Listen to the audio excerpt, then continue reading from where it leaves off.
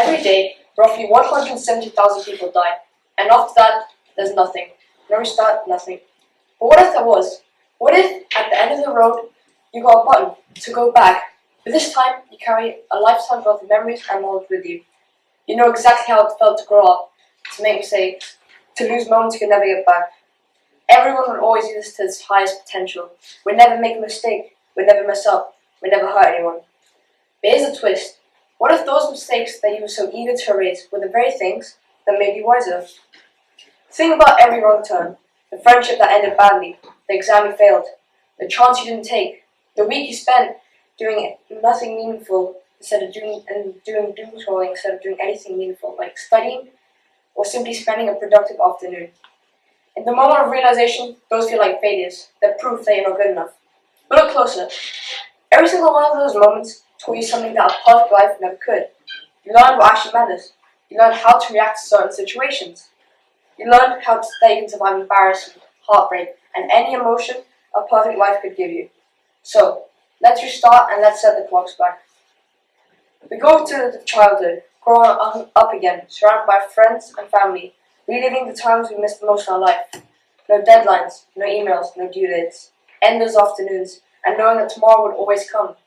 This time, however, you understand the value of that simplicity. Maybe some family members are there, and you'll spend more time with them.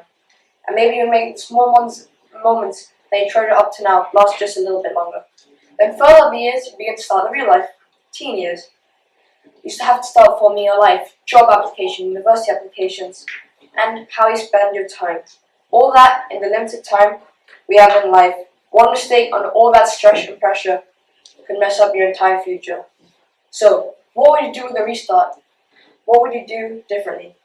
Sure, we could do the easy option, invest into cryptocurrency and pull out the perfect time and ride off into the sunset.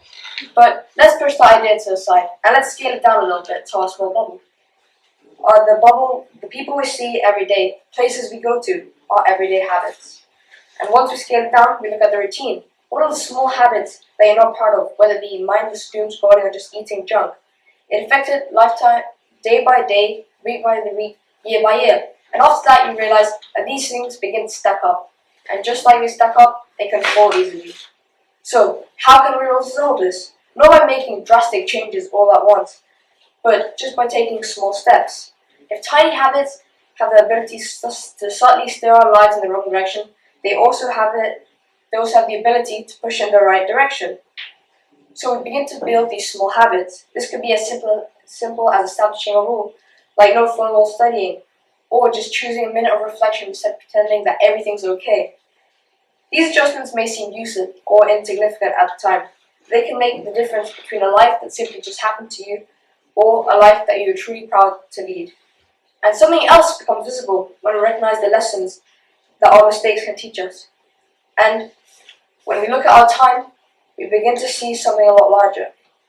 Based on time use data for the United States, Americans spend roughly 37% of their lives sleeping, 17% working, 9% on housework and shopping, and only at the very bottom lies socializing, a very small 3%. It's rather strange how only a very small part of our lives is spent socializing.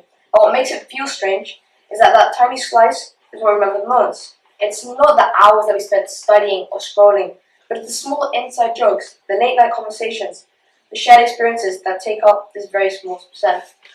And we can build more of this 3%. Just showing up a little more than we currently do can be enough more to do. This could be as simple as calling a friend for a brief conversation, not because something is wrong, simply just because you want to spend time with them. Or maybe just spending a conversation with a loved one. Then after that, you don't need ideal weekends with planned out days, but just a small 10-minute conversation. And then those ordinary days spent with the people in our lives, waiting in the background of our routine, are where most of the memories we treasure. If we decide to be fully present with the people we know, even if it's just a few times a week, we can begin to turn everyday moments into happy moments.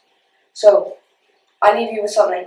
Start by looking at a new perspective on your errors. Don't say, I ruined everything right away when something goes wrong. But say, what is this attempting to teach me? Put it in writing and don't forget it. Make use of it and don't put off learning until your second life. Second, ask for that small 3%. Accept one more discussion. Run for 10 minutes. Put your phone away and pay attention to your friend. Send that message. Join that group. Begin that awkward one hangout.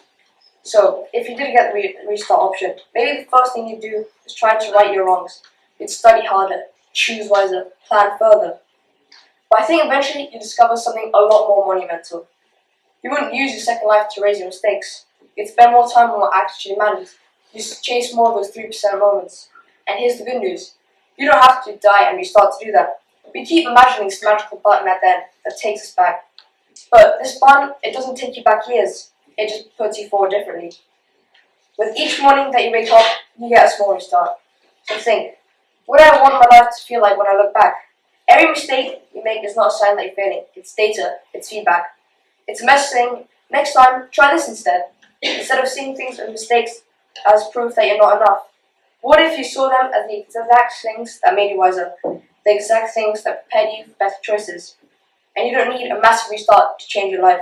You need a series of small intentional choices that shift where time goes and how you see your mistakes. Because at the end of the day, when time really does run out, and for 170,000 people every day it does, there will be no restart button. All you'll have is your lessons and your memories, the wisdom born from your mistakes, the faces, the voices, and the moments in a tiny slice of 3%. So don't wait for a second chance that may never come. Use the one you have, because today is your restart.